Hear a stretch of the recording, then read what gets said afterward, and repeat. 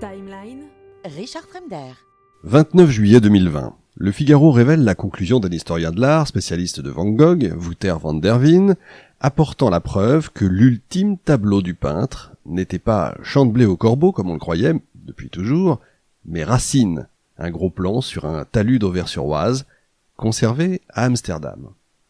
Pendant le confinement, il l'a reconnu à partir d'une carte postale ancienne, et il a fait ensuite valider sa thèse par les autorités scientifiques hollandaises, ainsi qu'au musée d'Orsay. Musée d'Orsay d'ailleurs qui prépare, je vous le dis, une exposition sur les tableaux réalisés les derniers mois de sa vie à Auvers-sur-Oise, exposition qui aura lieu du 3 octobre 2023 au 28 janvier 2024, préparez-vous. Un an après l'annonce faite par le Figaro, une vente aux enchères à New York adjugeait un tableau, Le jeune homme au bleuet, pour près de 47 millions de dollars. Une petite huile sur toile de 39 cm par 30, représentant un adolescent rieur, aux yeux bleus et à la chevelure rousse, qui mâche un bleuet.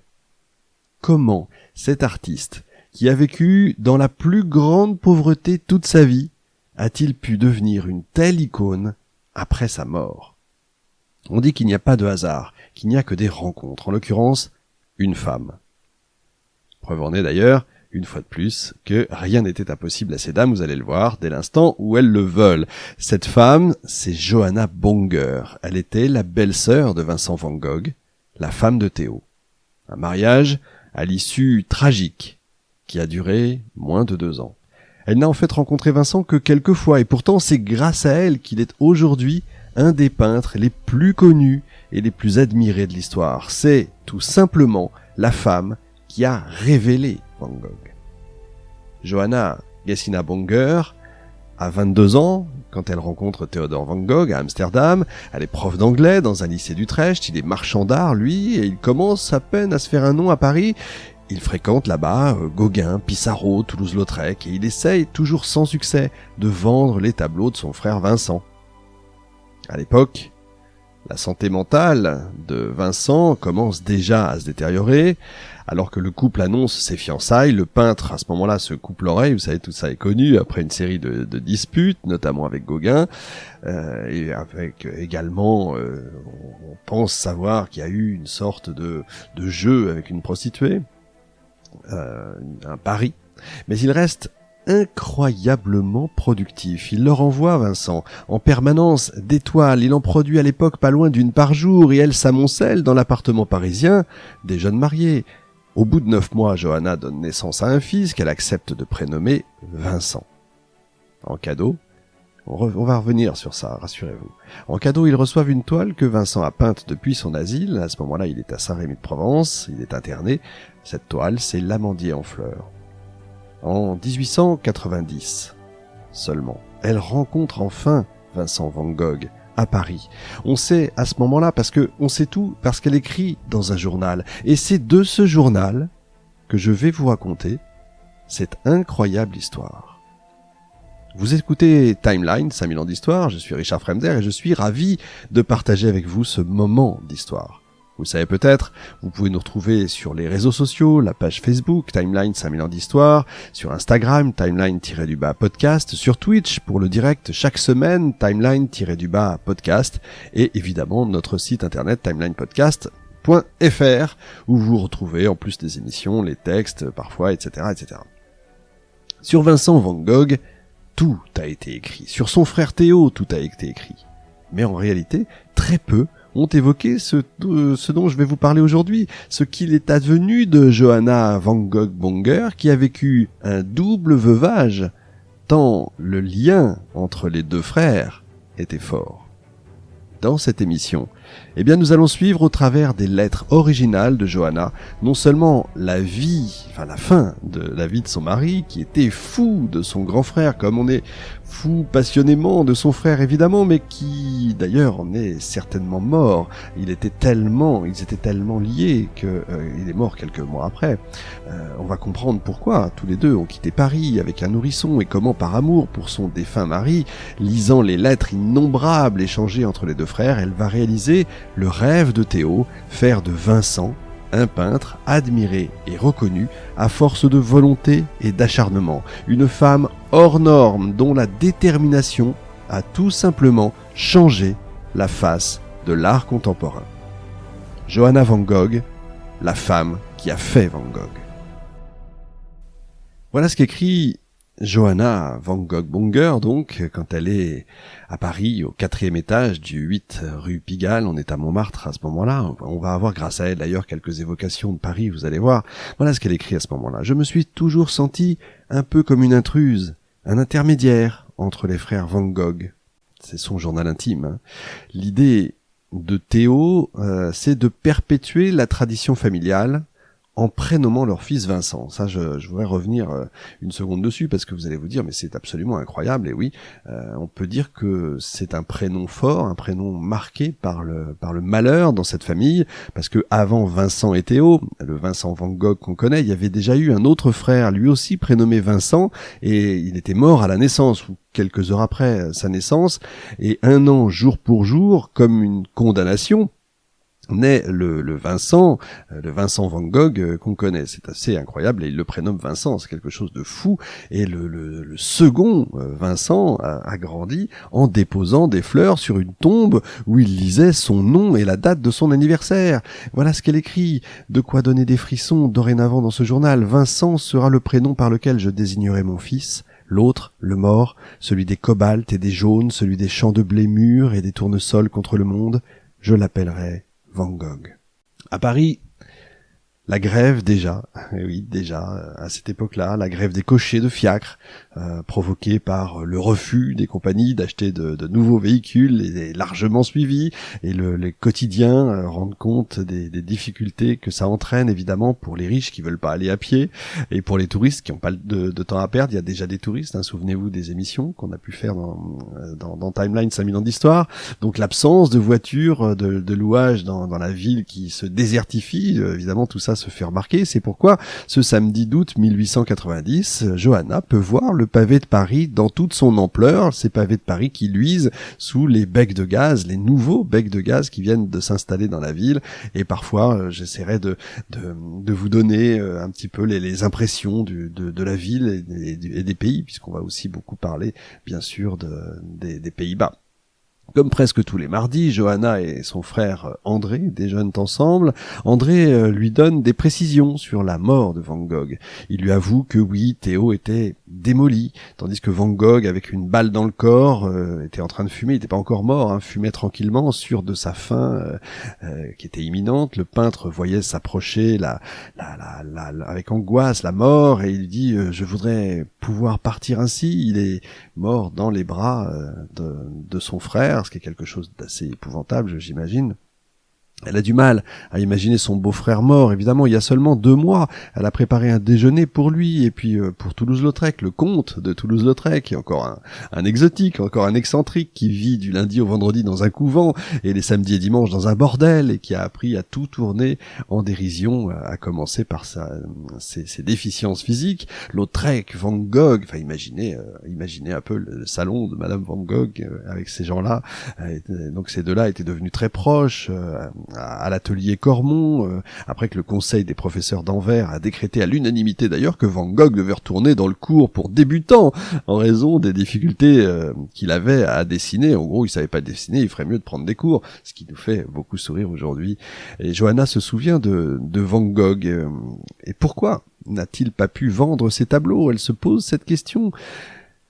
Et voilà 17 ans, en réalité, que Johanna Van Gogh-Bonger écrit son journal. Alors, tous les ans, il faut savoir, elle l'élague, hein, un peu comme un arbre. Elle enlève des mots, des pages, elle les rafraîchit un petit peu. Elle a obtenu quelques exemplaires de l'article qu'un certain Maurice Beaubourg a publié dans le numéro de septembre de la revue indépendante. Voilà ce qu'il dit sur les tableaux de Van Gogh. Il ne faut pas voir un tableau unique de Monsieur Vincent Van Gogh. Il faut les voir tous pour comprendre cette nature complexe et agitée, ce tempérament d'illuminé, épris à la fois de soleil et de bonté universelle, rêvant concurremment d'organisation phalanstérienne et d'orgies de tons surchauffés, dorés où toute la création s'incendirait. C'est l'unique mention dans la presse de la mort de son beau-frère. Alors elle l'archive dans le dossier avec les autres articles qui ont fait allusion, en bien ou en mal, à la foule de tableaux que Johanna répartit comme elle peut dans l'appartement de Pigalle. Depuis la mort de Van Gogh, elle a l'impression, d'ailleurs, que les toiles se multiplient, elles surgissent de toutes parts, sous le lit, au-dessus des armoires, sur les rideaux, brodés à la main d'ailleurs, derrière le divan, en désordre, dans la vitrine, roulés dans les coins de la bibliothèque en ébène. Il doit y avoir environ 500 tableaux. Voilà ce qu'elle écrit. J'écris entouré du vertige des couleurs, les vergers en fleurs dans la chambre, dans la salle à manger, au-dessus de la cheminée, devant mes yeux en ce moment, les mangeurs de pommes de terre dans le petit salon, le grand paysage d'Arles et la nuit étoilée dominant le Rhône. Chacun jette des éclairs dans l'appartement, on les dirait peints par des personnes différentes. Imaginez-vous un petit peu, dans un appartement avec 500 tableaux originaux de Van Gogh, ça doit être assez extraordinaire. À Paris, la grève des cochers a obtenu évidemment des satisfactions, mais a changé de mode d'action. La protestation s'est concentrée maintenant sur la circulation de nuit, sans éclairage, ce qui fait, parce qu'on a évidemment l'éclairage, dès qu'il y a quelque chose de nouveau, vous savez, en France, tout de suite on hurle, alors donc on a demandé à ce que l'éclairage soit éteint, donc chaque fiacre évidemment est un danger public. Voilà ce qu'elle écrit. Il devient évident dans les rues de cette ville que les trois piliers, les trois pattes du trépied tant vantés depuis 100 ans, liberté, égalité, fraternité, sont branlants. De fait, il commence à ne plus s'entendre. Il y a de plus en plus de pauvres dans les rues. Johanna envisage de consulter le docteur Gachet pour son mari, Théo, donc, qui ne va pas bien. Il ne pense obsessionnellement qu'à une grande exposition de Van Gogh. Il insiste aussi sur sa biographie. Il reste absorbé par les 2 caisses qui contiennent les lettres que son frère lui a envoyées pendant 15 ans. Il les relit sans relâche, les classe dans l'ordre chronologique comme une sorte de rituel, si vous voulez, un rituel douloureux de séparation, comme s'il ne pouvait pas se faire à l'idée que son frère avait disparu, son grand frère. Hier, il se plaignait de pas pouvoir remuer le bras, les bras, et puis d'un coup, il sort comme une flèche avec 4 ou 5 toiles de son frère sous le bras pour aller voir Durand-Ruel dans ses bureaux. Durand-Ruel qui est l'un des grands commanditaires. Il revient ravagé, le refus de Durand-Ruel de réaliser une grande rétrospective avec quelques-uns des 500-600 tableaux accumulés en 10 ans d'activité de son frère, l'a laissé sans voix et il se recouche. Et son épouse n'a aucune idée de quand il se relèvera. Elle sait que Durand-Ruel ment sans vergogne à Théo. Il lui parle de dates, d'engagements impossibles à modifier, d'expositions qui sont déjà organisées d'avance, et non de sa peur, en fait, face à l'incandescence des tableaux de Van Gogh. Tout ça n'est pas neuf, évidemment. Elle semble comprendre mieux que Théo, en fait. Évidemment, il peut pas comprendre. Lui, il est trop pris, bien sûr.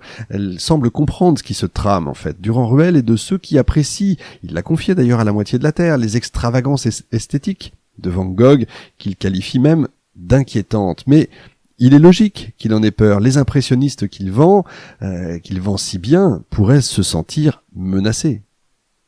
Or, Théo est de plus en plus insupportable. Et elle l'écrit, elle le dit, donc on peut lire tout ça, et voilà l'ambiance dans laquelle elle est en ce moment, et beaucoup lui disent il faut détruire ces œuvres, il faut les détruire, il faut que votre appartement se vide, et imaginez qu'on lui est en train de lui dire il faut brûler les œuvres de Van Gogh. Et à cause de la lente maladie de Théo, les pressions augmentent à chaque fois. On lui dit mais il faut détruire les lettres, il faut détruire les tableaux.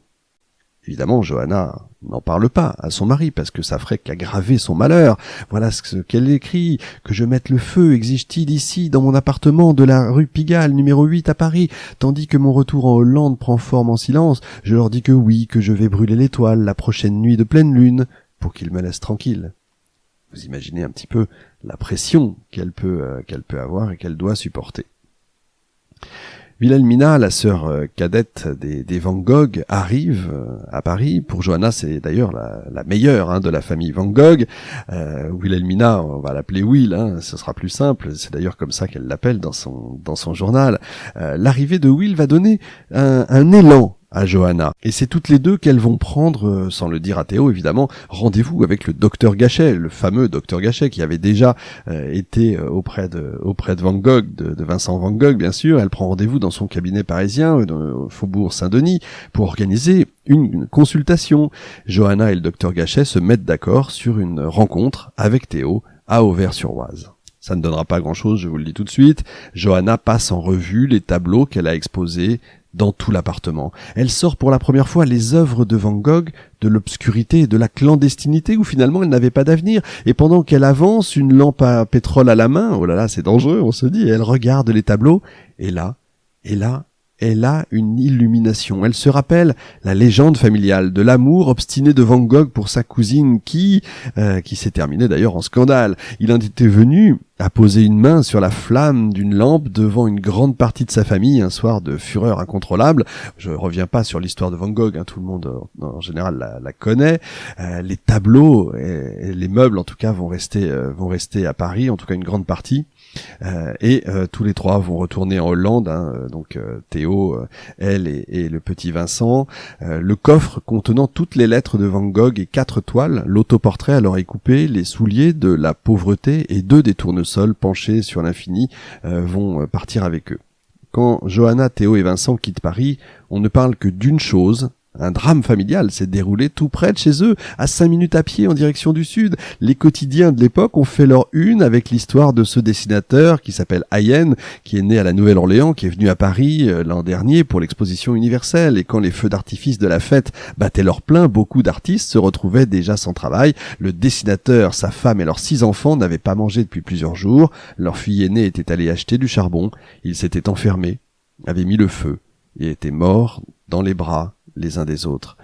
Voilà, hein, l'ambiance de l'époque, évidemment. Alors Johanna n'oublie pas les 600 tableaux de son frère restés à Pigalle et qui auraient pu être perdus à jamais si la même chose s'était passée ou si le feu avait pris dans tout le quartier. Imaginez un petit peu, mais à ce moment-là, elle ne pense qu'à une chose, la santé de son mari. À leur voyage en Hollande, à demander de l'aide et surtout, elle ne veut pas que l'enfant subisse de si près l'effondrement de son père. C'est de ces questions donc qu'elle s'occupe en ce moment et non pas des tableaux qui pour l'instant passent, on va dire, au 2e voire au 3e plan. Il faut s'occuper à la fois de son mari et de son enfant. Et pendant que Théo lutte pour sa vie, ils sont arrivés à Utrecht. Hein, Émile Bernard, le meilleur ami de Van Gogh, cherche à exposer ses derniers tableaux à Paris. Il est soutenu par Albert Aurier et presque personne d'autre. Gauguin a été direct comme toujours et a dit à Bernard, comme il en a l'habitude, qu'il n'est pas nécessaire d'organiser une expo des tableaux de Vincent Van Gogh. Pas encore, c'est trop tôt.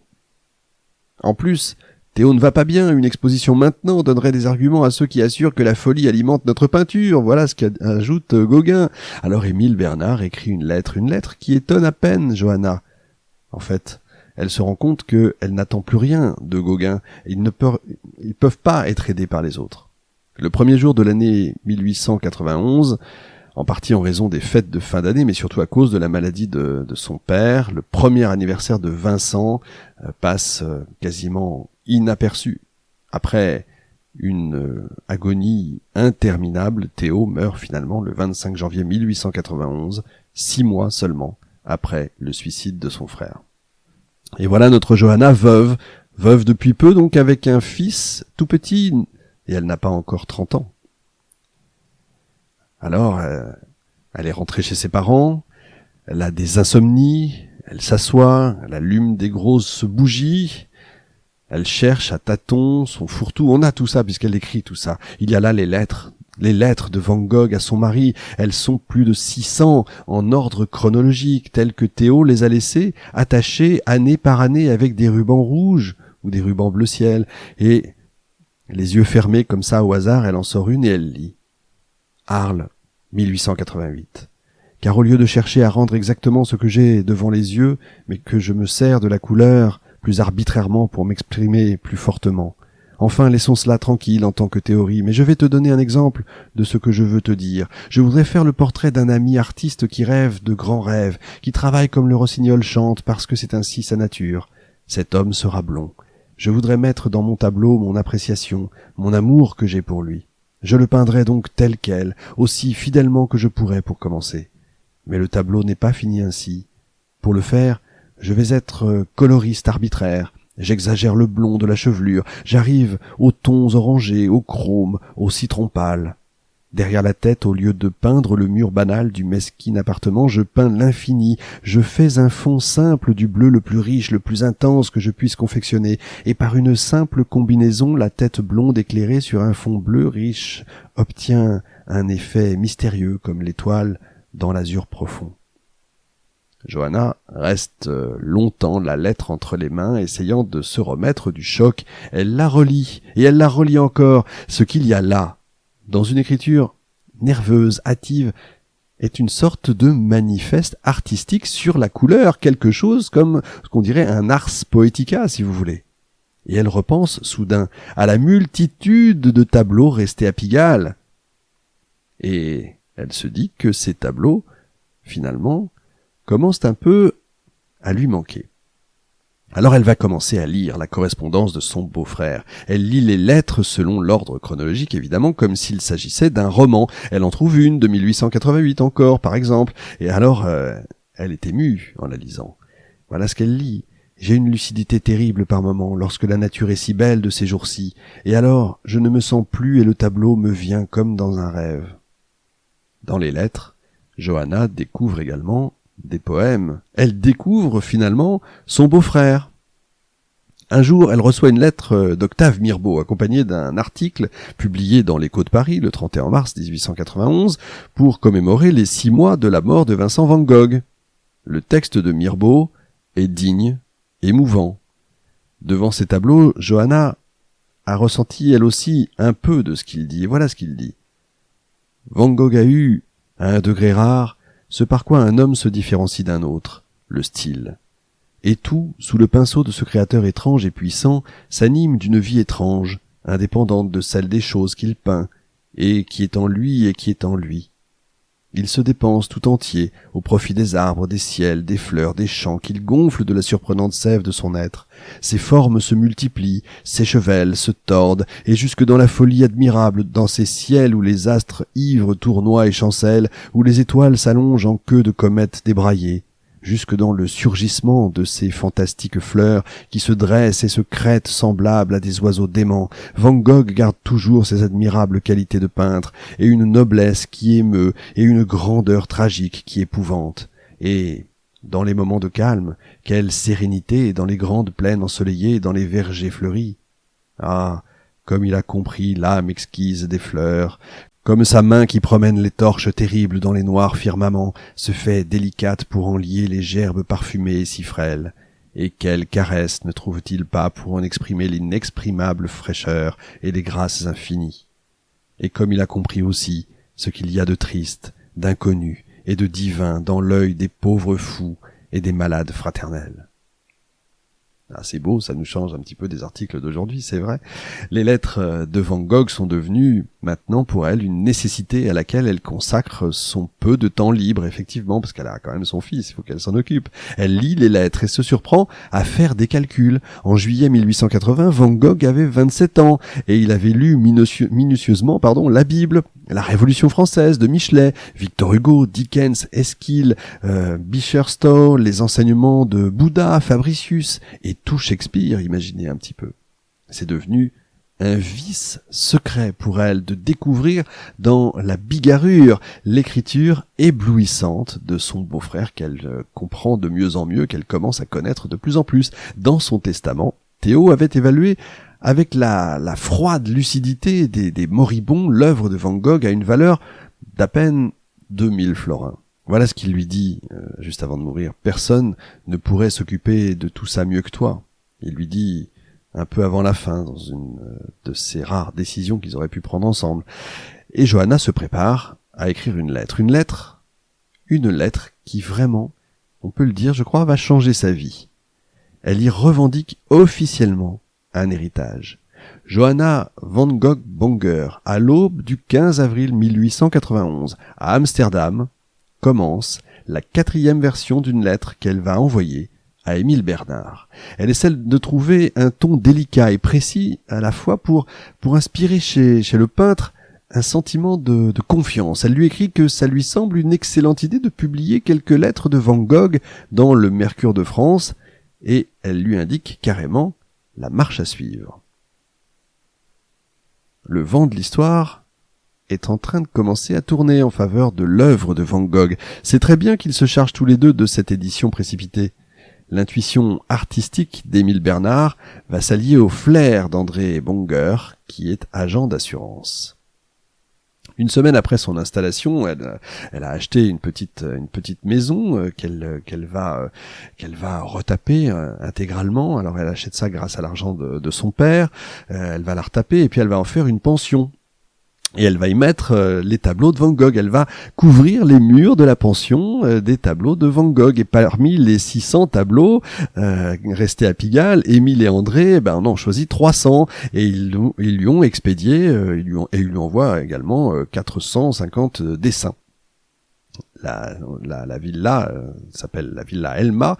La transformation commence à se faire et surtout les tableaux ont donné à cette pension une personnalité particulière, si vous voulez. Pour la première fois, les 2 chambres d'hôtes sont louées en même temps maintenant pour la fin de la semaine. Les premiers arrivants sont un couple d'Anglais très ternes, insignifiants, avec lesquels Johanna échange à peine 3 mots. Et puis 2 heures plus tard arrivent des Argentins exotiques, riches bien sûr, tous les 2 écrivains, mondains, modernes. Et puis ils ont reconnu la force impression que leur a faite la ronde de nuit de Rembrandt qu'ils ont vu au Rijksmuseum d'Amsterdam et se sont montrés fascinés par les tableaux de Van Gogh. Et ils ont emporté dans la Pampa argentine pour 30 florins de dessins de la première période de Van Gogh. Imaginez ça aussi un petit peu, vous achetez 30 florins, c'est-à-dire pour 3 fois rien, des dessins originaux de Van Gogh qui aujourd'hui doivent valoir quelques millions d'euros chacun.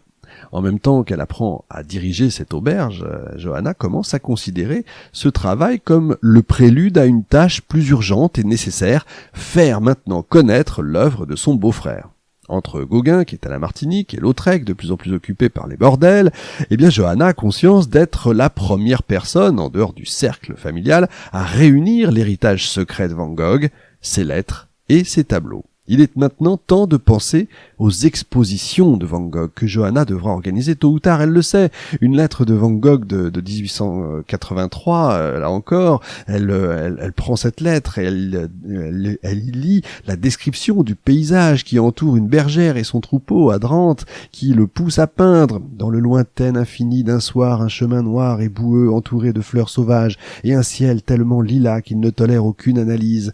Et elle sent que chaque projet de tableau est déjà un poème. Elle trouve dans les lettres la défense de Van Gogh à propos de son amour pour Sienne. Johanna connaissait cette histoire qu'on racontait avec Gênes, bien sûr, dans les dîners de famille, le scandale qui avait représenté le choix de Van Gogh de vivre avec une prostituée et ses conséquences. Son père qui voulait le déshériter, le peintre qui se battait avec ses sœurs, Théo d'ailleurs qui avait cessé de tendre la main à son frère. Bref, maintenant que les lettres sont en sa possession, Johanna apprend certains détails qui révèlent l'intimité de cette intrigue amoureuse et intrigue clandestine. Van Gogh payait Sienne quelques pièces pour qu'elle pose pour lui. Un soir, elle s'est présentée à l'improviste, semble-t-il, dans le modeste atelier de Van Gogh. Il lui a demandé de s'en aller parce qu'il n'avait pas de quoi la payer. Je suis pas venu poser, je suis venu t'apporter ça, avait dit Sienne. C'était un plat de fèves et de pommes de terre. Elle savait qu'il n'avait rien à manger. Et c'est à ce moment-là, Sienne était malade, elle avait une petite fille, elle était enceinte en plus, sans avoir de compagnon, que Van Gogh lui a offert une place dans son logement de location.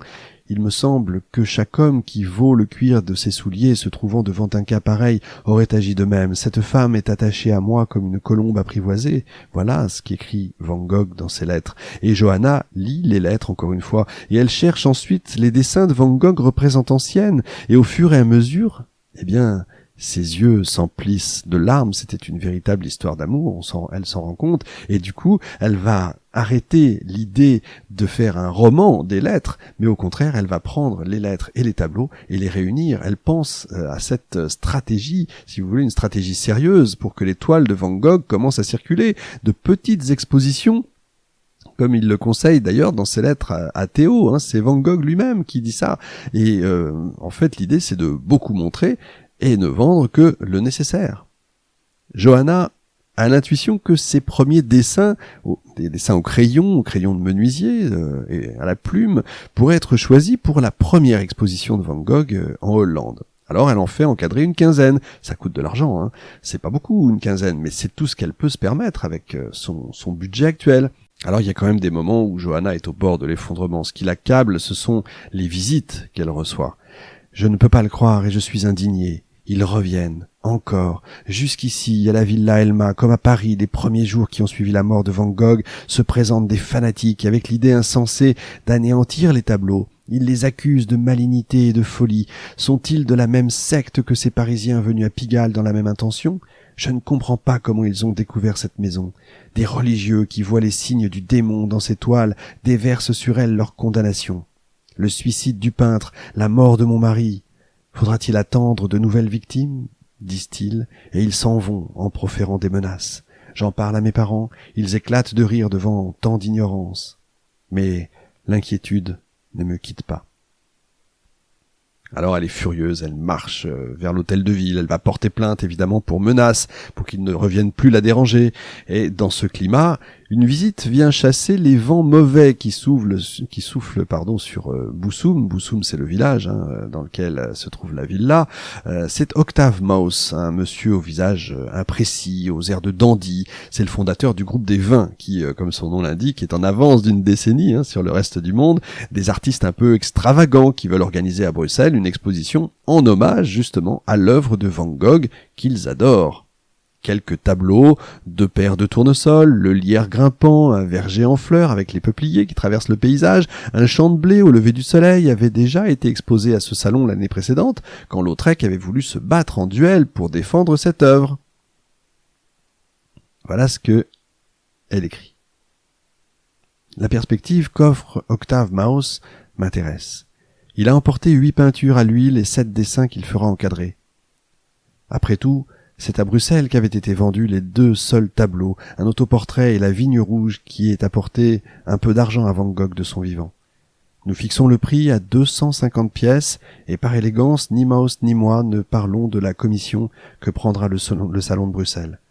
Nous savons tous les deux qu'elle sera équitable. À nouveau, Will, la sœur, arrive par le train. Elle a adhéré d'ailleurs au premier mouvement féministe des Pays-Bas, c'est important de le savoir, bien que les intellectuels européens les plus audacieux considèrent que le féminisme n'est rien d'autre que l'impossibilité tout simplement de compter sur un prince charmant. Elle n'est pas naïve, elle dit qu'elle se prépare à une longue bataille. Johanna d'ailleurs la questionne, une longue bataille, qu'est-ce que c'est que ça ? Bon, de 20 ou 30 ans, répond Will, bien sûr. Johanna trouve que c'est beaucoup trop long et elle va chercher un vin français à 40 francs, un bon vin que sa mère lui a apporté en cachette de son père. Quand elle revient, Will n'a changé ni de place dans le fauteuil, ni de sujet de conversation. Un jour, nous aurons le droit de vote et je veux que ce soit dans cette vie, pas dans la prochaine. Nous avons tout ça dans les lettres. Elle a regardé longtemps les autoportraits de son frère à ce moment-là, et elles se mettent tout de suite d'accord toutes les deux. Van Gogh ne cherche pas dans les portraits, les siens ou d'autres d'ailleurs, la ressemblance photographique, mais l'émotion de ce qui brille devant ses yeux. Elle se rappelle une conversation avec son frère. Il lui avait dit « Je voudrais faire des portraits qui dans un siècle frappent les gens comme des apparitions ». Alors elles n'ont plus de doute toutes les deux, Van Gogh était un grand poète avant de devenir en fait un grand peintre. Ça c'est quelque chose que j'ai découvert en travaillant, je suis pas très calé sur Van Gogh, mais c'est quelque chose que j'ai découvert en travaillant sur cette émission. Pour plus d'une raison, Octave Mirbeau n'a pas envoyé à Johanna les critiques de l'exposition Van Gogh organisée par les Vintistes le mois précédent à Bruxelles. C'est finalement Hendrik Bonger, encore un Bonger, qui reçoit les coupures de presse à Amsterdam et qui les apporte à Boussoum avec son sourire complaisant et goguenard. Tu ne penses pas que tous ces tableaux feront du bon bois de chauffage ? Voilà ce qu'il demande à Johanna, et lui laisse les coupures de presse sur la grande table. Et dans l'éventail, le journal, ils ont écrit une phrase incompréhensible d'où ressort une méchanceté lapidaire. Ces tableaux écœurants veulent-ils dire qu'en réalité ces redoutables vintistes ne sont que des déséquilibrés, un peu épileptiques, donc ils ont adopté le masque hâbleur. Il y en a une autre encore plus horrible, rédigée dans une prose de mauvais goût, le défunt Van Gogh qui, de loin, doit être très contrarié s'il voit les gens ébahis se tordre de rire devant ces épouvantables toiles. Elle écrit à Octave Maus, elle le remercie déjà, elle lui demande de renvoyer les peintures et les dessins qui n'ont pas été vendus. Un peu contre vent et marée, elle se prépare à suivre les indications de Van Gogh dans ses lettres, et elle établit une feuille de route. Elle est presque prête, maintenant, à entrer elle-même dans l'arène. Elle attend en fait des signes. Dans une polycopie de 4 pages du journal féministe clandestin que Will lui a laissé avant de partir, La Femme Libre, Johanna découpe une information signée du pseudonyme de Lucia Tower sur l'attitude qu'il convient à une femme d'adopter si elle doit entreprendre une nouvelle tâche dans le domaine social. Je cite : « Ne pas être timoré, ne pas prétendre au succès immédiat car ce qui est authentique demande du temps et trouver de la satisfaction dans l'exercice de son travail. » J'avoue que ça, c'est presque une baseline que Timeline pourrait utiliser, tellement c'est la vérité. En fin de compte, elle se rend compte que les difficultés, sont là en train de la stimuler. Elle sent maintenant que c'est le bon moment. C'est étonnant quand on lit les coupures de presse. Elle sent que c'est le bon moment pour faire connaître l'œuvre de son beau-frère, l'œuvre de Van Gogh. C'est maintenant ou jamais. Alors, elle compte ses économies. Parmi les 450 dessins qui sont arrivés de Paris, elle n'en choisit que 15 de sa première période, celle de La Haye. Elle peut pas faire plus. Un investissement minimum dans des cadres et la possibilité de transporter en plus les œuvres sans trop de frais supplémentaires. Si j'arrive à vendre 2 dessins, l'investissement sera de nouveau consacré à l'œuvre. Il faut encadrer la plus grande quantité possible et donner au cadre le lustre nécessaire pour qu'il mette les couleurs en valeur, comme le conseille Van Gogh dans ses lettres.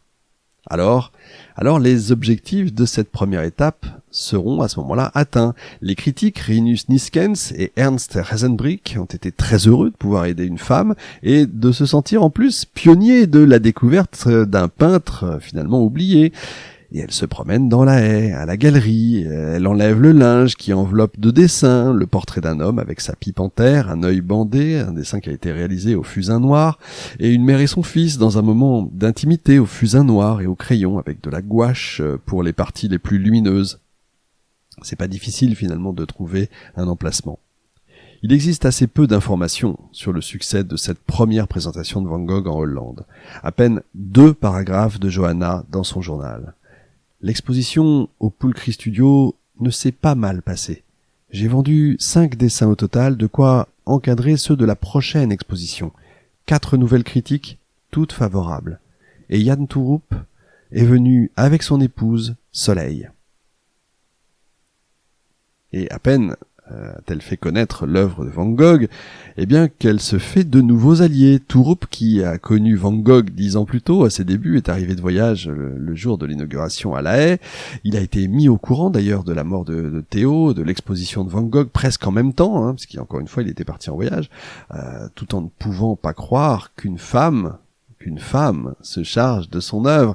Il a paru sincèrement intéressé. Il a acheté 2 dessins. Un nu mélancolique et abattu et un dessin de Racine que Johanna a intitulé « Étude d'arbres ».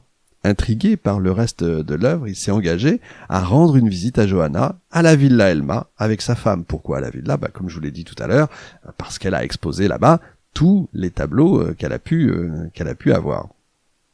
Quand Touroup est arrivé avec sa femme le samedi matin pour passer la fin de la semaine, ici, il a fait une chose étonnante. Il est resté un long moment sans rien dire, perplexe, puis il s'est mis à rire comme un fou devant cette marée de tableaux accrochés au mur. Un grand rire, comme celui d'un enfant qui rentre dans un bois. Réellement ébloui, il riait aux éclats devant cette démesure et ses couleurs.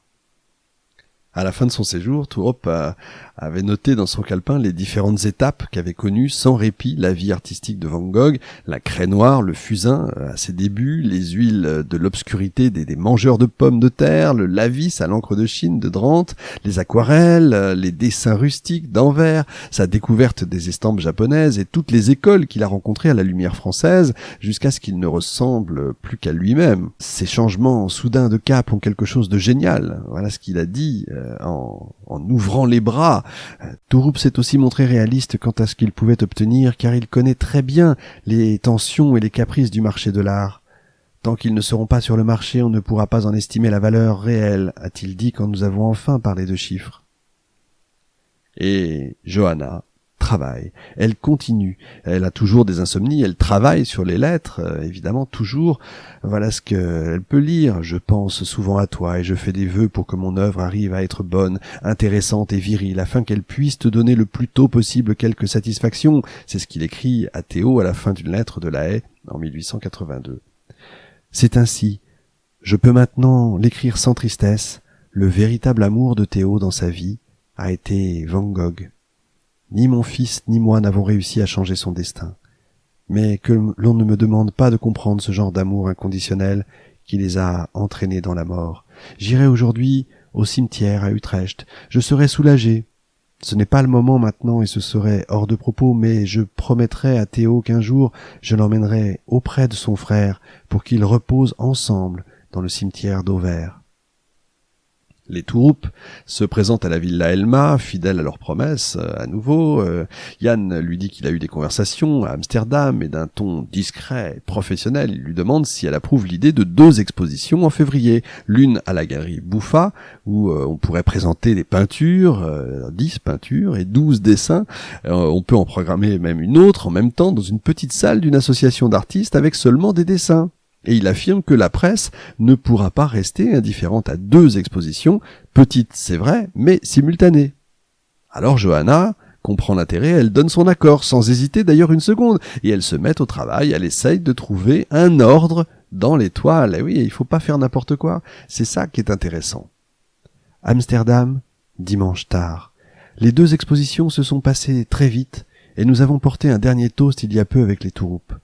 Les œuvres de mon beau-frère font plus de bruit que je ne l'avais prévu. J'ai très bien vendu 4 toiles et 6 dessins. De surcroît, il y a eu 8 commentaires favorables de divers critiques sur l'œuvre de Van Gogh. Johanna subit d'ailleurs les premières interviews de journalistes dans sa vie. Les 2 reporters ont préparé des questions quasiment identiques, friands en fait la presse ne change pas, de détails sur la vie tragique de Van Gogh évidemment. Ils aiment qu'il s'agisse d'un peintre oublié, qu'il ait été mystique, un fou, un homme à femme, qui se soit en plus suicidé dans la pauvreté sous le soleil de France. Tout ça c'est très beau, ça fait vendre. Comme s'il s'était servi de sa propre mort pour révéler l'éclat de son œuvre, écrira plus tard l'un des journalistes. Ces journalistes adorent donc les histoires qui ont une fin comme ça, les critiques, les reportages maintenant font de l'effet et commencent peu à peu à changer le destin des tableaux oubliés de Vincent Van Gogh. Le dernier soir de l'exposition à la galerie Bouffa, Johanna est abordée par Joseph Snyder, responsable de la galerie Oldenziel à Rotterdam. En parcourant la salle avec elle, l'homme dit simplement qu'un peintre n'a pas respecté les délais de livraison et donc il a de la place dans sa galerie à partir du 20 mars. La plus grande salle, 20 toiles et 20 dessins, c'est le nombre idéal pour cet espace, estime Snyder. Johanna, évidemment, dit oui, tout en sachant qu'elle n'a pas 20 toiles encadrées, pas d'argent pour commander le travail et qu'elle va devoir se dépêcher, travailler contre la montre. Et elle dit oui. Elle dit oui sans trop réfléchir, ce qu'on appelle aujourd'hui de l'over-promising. Oui, je vous promets, mais je ne sais pas comment je vais faire. Et quand il passe devant le portrait d'Eugène Bosch, elle se surprend un peu elle-même. Le cobalt est une couleur divine, rien ne le surpasse. Regardez, pour donner du corps à l'air qui entoure les objets. Voilà ce qu'elle dit au marchand de Rotterdam qui s'arrête devant le tableau. Cette phrase est l'une de celles nombreuses que Johanna a retenues des lettres de Van Gogh. En gros, elle a appris l'art. Elle va apprendre aussi l'histoire de l'art. Elle va prendre des cours, sachez-le. Et Will, la sœur aimée, tant aimée, accourt, la belle sœur, accourt, la sœur Van Gogh est toujours là quand il s'agit de relever un défi. Elles vont travailler ensemble, elles vont ensemble donner un cadre approprié aux mangeurs de pommes de terre. D'après une lettre, Van Gogh voulait un encadrement couleur or, ou en tout cas, je cite, accrocher ce tableau sur un mur peint du ton profond du blé mûr. En raison de son intérieur gris, ce tableau n'est pas mis en valeur sur un fond sombre ou terne. Alors elles cherchent un cadre et elles le font peindre en jaune bien évidemment. Elle ne tient pas en place, notre Johanna. Au lieu de s'embourber dans ses réflexions, elle se lève, elle prépare du thé à 2 heures du matin, elle écrit des règles, elle écrit des dates dans le carnet qu'elle a appelé œuvre de Van Gogh, où elle a établi un véritable plan d'action qui, avec le temps, s'est rempli de brouillons, de nouveaux calculs. Elle en oublie maintenant son journal personnel, son journal intime, tout en sachant que, sans lui, effectivement, elle perd un peu une référence, la possibilité de se penser, si vous voulez, d'une autre façon. Mais bon, qu'importe. Émile Bernard, lui, ne renonce pas. Après l'échec de la présentation de Van Gogh à Paris, dans une lettre qui rend hommage au travail de Johanna pour l'œuvre de son beau-frère en Hollande, il va la consulter. De loin, le meilleur ami du peintre, celui qui est devenu entre-temps un des alliés de Johanna, lui avoue une idée qui le taraude. Publier dans le Mercure de France une partie de la correspondance entre Van Gogh et lui. Johanna, qui a eu récemment la même idée, répond que ça lui paraît excellent. Souvenez-vous, elle lui avait donné cette idée déjà de publier les lettres de Van Gogh. Donc voilà, il a eu la même idée, donc si vous voulez, mais c'est d'autres lettres. Je commets peut-être plus d'une infidélité, mais je vais moi aussi publier ces lettres à Théo. J'y pense depuis longtemps. Dès que j'aurai la possibilité de présenter une grande exposition, je joindrai certaines lettres aux toiles et aux dessins. Ça, c'est nouveau.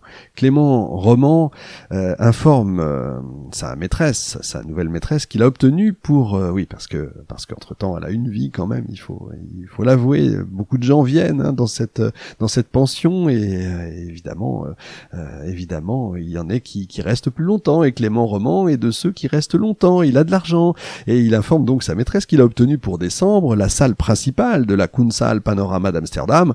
Rien de moins, une salle extrêmement importante. Johanna n'en croit pas ses oreilles. Presque 45 jours au panorama pour l'œuvre de Van Gogh.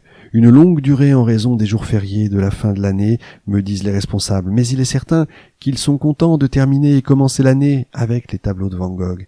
Ils se chargent d'inviter eux-mêmes les critiques et ils me demandent de penser au prix des œuvres. La commission sur les ventes des expositions au panorama n'est jamais inférieure à 20%. Rares, c'est vrai, sont les moments dans la vie où quelqu'un est capable d'être sur plusieurs fronts à la fois, avec la même efficacité, si vous voulez. Dans l'après-midi, un quatuor à cordes sont une façade idéale, il faut le savoir, pour des rencontres de femmes invitées par Will à la Villa Elma, des femmes qui vont débattre, clandestinement bien sûr, à l'époque, de leur avenir et de leur place dans le monde. Voilà ce qui se passe dans la pension dans la journée. Et à l'occasion de ces réunions, Johanna fait la connaissance d'Henriette Roland-Holst. Et Henriette se montre fascinée par les tableaux de Van Gogh et réellement perplexe quand Johanna lui demande si elle aimerait écrire. Oui, parce que Henriette est un écrivain de son côté. Donc elle lui demande si elle aimerait écrire un texte pour le catalogue de l'exposition de la Kunsthalle Panorama d'Amsterdam. Et exactement 3 jours plus tard, la poétesse revient avec un texte. L'artiste Willem van Gloden a travaillé sur les cartes postales de la ville et depuis 2 ans à Taormina en Italie où il a dû s'établir pour raison de santé, il est devenu un spécialiste de la lumière naturelle en recréant des images de l'Antiquité. Il produit, monte et met en image avec son appareil en un instant des scènes qui paraissent venir du temps d'Homère.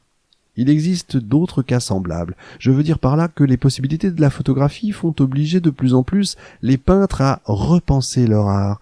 Et quand cette sensation sera générale, alors il n'y aura plus qu'à regarder Van Gogh. Van Gogh a été et sera probablement le peintre le plus actuel de tous. Il travaille sur l'avènement expressif de la couleur, sur l'épaisseur des formes, sur la vibration la plus intime. Mais ne vous y trompez pas, Van Gogh ne cherchait nullement le soulagement de la rupture, il ne peignait pas en opposition à une école. Van Gogh s'était obstiné à voir comment l'énergie circule au-dessus des choses. Homme de foi, il se fiait à ce qu'il voyait, il se fiait aux couleurs, il se fiait au fond blanc de la toile et avançait ainsi au grand galop au-delà du miroir de lui-même. Alors Henriette dit que c'est le début, c'est le premier texte, le premier jet. Johanna pense qu'il est pas mal du tout, c'est très bien, on pourrait peut-être le mettre encore au point, voilà ce qu'elle lui dit, en l'encourageant le mieux possible. Elle a l'impression que c'est pas assez fort, et puis finalement le texte sera magnifique. Il s'agit maintenant il s'agit vraiment de choisir 75 toiles, 24 dessins, 15 lettres, une incursion dans la totalité, cette fois, de l'œuvre de son beau-frère. Elle ne sait pas lesquels retenir. Peu m'importe qu'on m'appelle la veuve des Van Gogh, je dois choisir les tableaux, une bonne fois pour toutes. Clément a apporté sa contribution, les touroupes la leur. J'écoute aussi Will, mais il est temps d'effacer les doutes. Si je ne les fais pas encadrer maintenant, le menuisier ne pourra pas terminer son travail. Et oui, il y a toujours cette course contre la montre. Il lui reste 2 pages. Dans le cahier Vachette qu'elle a acheté à Paris il y a presque 3 ans maintenant. Elle l'a commencé à Pigalle, l'après-midi où Théo est rentré, détruit par le suicide de son frère. Elle est sur le point de le terminer maintenant avec la première grande exposition de Van Gogh en Hollande. J'ai marché parmi les tableaux. Certains parlent de Van Gogh au présent comme s'il n'était pas mort. C'est fait. Dorénavant, Vincent Van Gogh sera le nom d'un artiste. Elle voit alors Jan Toorop traverser la galerie. Il est accompagné d'un grand ponte, Bobby Styles, de la Tate Gallery de Londres. Et Toorop a dit à cet homme-là, en confidence, que l'exposition n'est qu'un leurre bien organisé. Le meilleur de l'œuvre de Van Gogh se trouve dans une auberge à l'extérieur de la ville. Et Styles va passer le lendemain après-midi avant de retourner en Angleterre. Il paraît effectivement très désireux de voir plus de Van Gogh. Le 18 décembre 1892, fouetté par un vent glacial, Bobby Styles marche dans les rues de Boussoum à la recherche de la villa Elma. Et Johanna le fait entrer. Elle lui sert une infusion de camomille et d'anis. Elle remarque qu'il dissimule sa surprise devant le déploiement de tableaux dans la maison. Il a des objectifs clairs et Johanna, qui a mis un peu de côté quelque chose en raison de l'exposition au Panorama, a également beaucoup à faire. La conversation devient immédiatement difficile. Le visiteur insiste pour que Johanna lui dise le prix des 2 études de tournesol qui sont dans le grand salon. Elles ne sont pas à vendre, lui répète Johanna sur tous les tons. Elle ne lui dira pas qu'elle suit les instructions précises que Vincent Van Gogh a laissées à son frère dans ses innombrables lettres, exposer tout ce que l'on peut, vendre le nécessaire pour continuer d'exposer et réserver si possible la plus grande part de son œuvre au musée. Johanna n'expliquera rien au galeriste anglais. Ce sont les tableaux que je regarde quand je veux me remettre d'une tristesse. Je reviens un instant sur la salle du Panorama d'Amsterdam qui va abriter l'œuvre de Van Gogh pendant près de 2 mois, donc du 17 décembre 1892 au 5 février 1893. Et Johanna revient d'Amsterdam moins chargée qu'à l'aller, sachez-le. 3 dessins, une aquarelle japonaise, la mairie d'Auvers et Femme en bleu ont été achetés par un commerçant belge, un autoportrait, 4 estampes parisiennes sont partis en France, 3 galeristes hollandais au regard aiguisé, peu fortunés mais qui n'ont pas eu accès aux œuvres majeures, ont dû se contenter de dessins de la première période. Déjà, ça y est, ça commence. Toutes les critiques ont été favorables. Johanna, qui a pris ses précautions, a décidé de louer 2 pièces des Van der Horst, toujours très charmant, très aimable, parce que l'œuvre requiert maintenant davantage d'espace. Elle y laisse les tableaux et les lettres encadrés et elle rentre chez elle. Pour la première fois depuis des mois, elle n'a pas d'exposition en vue. Si un sentiment l'accompagne, c'est plutôt quelque chose qui ressemble au calme, à la perplexité. En réalité, elle ne sait pas encore si elle se trouve au point culminant d'une aventure ou au début d'un long parcours qui vient seulement de commencer. Elle ne sait pas encore si elle est face à une porte qui se ferme ou à une autre qui s'ouvre.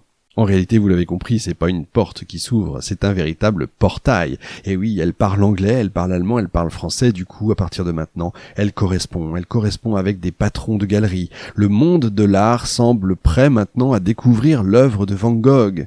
En 1901, elle se remarie.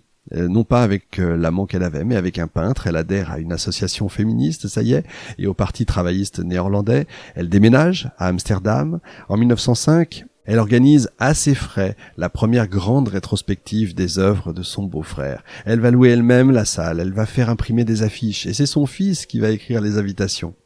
Elle reste donc, à ce jour, la plus grande exposition de Van Gogh jamais réalisée, avec près de 500 œuvres exposées.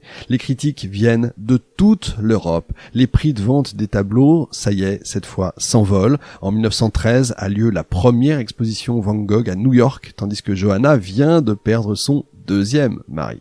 Elle part rejoindre son fils qui est parti aux États-Unis. Elle va y rester 3 ans pendant lesquels elle va passer son temps à traduire finalement la correspondance des frères Van Gogh en anglais. Ce sera son dernier grand projet. Avant de partir aux États-Unis, avant de quitter l'Europe, elle avait décidé de réaliser la promesse qu'elle s'était faite de réunir les 2 frères en faisant exhumer le corps de Théo d'un cimetière néerlandais et l'enterrer aux côtés de Vincent, à Auvers-sur-Oise, comme on peut les voir maintenant ensemble réunis. Elle est atteinte de Parkinson à la fin de sa vie, elle retourne à Amsterdam et elle va mourir en 1925. Elle avait 63 ans, ce qui n'est pas si vieux que ça. À sa mort, elle a en sa possession encore 220 toiles de Van Gogh, 220 toiles qu'elle va léguer à son fils Vincent. Je vous laisse imaginer le prix de ce que vaudraient ces 220 toiles, cette collection immense qui vaudrait aujourd'hui plusieurs dizaines de milliards d'euros. Eh bien, cette collection, c'est aujourd'hui la propriété de la Fondation Van Gogh, exposée à Amsterdam depuis 1973. Entre 1891 et 1925, elle aura vendu plus de 200 toiles de son beau-frère, mais elle a gardé celles auxquelles elle était le plus attachée. Parmi elles, 2 des 5 toiles des fameux tournesols. Elle en vend une quelque temps avant sa mort à la National Gallery de Londres. Elle écrit « C'est un déchirement, mais c'est pour la gloire de Vincent ». Alors il n'y a pas beaucoup de bibliographie concernant cette Johanna Van Gogh Bonger ou Bonger Van Gogh comme vous voulez. C'est vrai, il n'en existe qu'un roman en français écrit par Camilo Sanchez. Alors une sorte de roman, c'est romancé, pas toujours très bien écrit, difficile à suivre, mais vous pouvez vous en inspirer. Vous avez bien sûr, ce qui m'a permis de beaucoup travailler sur cette émission, les lettres de Vincent à son frère Théo, bien entendu, toutes les lettres, de s'inspirer bien sûr de Van Gogh, le livre de David Asio, et puis bien sûr le journal intime de Johanna Bonger. On peut même retrouver sur internet toute la collection écrite à la main de ce journal. Vous avez ça époque par époque, octobre, novembre, décembre 1889, etc., etc. C'est tout à fait charmant, bien entendu. Bien entendu, ne parlant pas le néerlandais, je n'ai pas pu le lire même si j'ai vu les pages, je ne l'ai pas lu dans le texte, bien entendu. Mais bien sûr, c'est traduit en français. Vous pouvez les trouver absolument partout. Voilà, on se retrouve la semaine prochaine. Salut.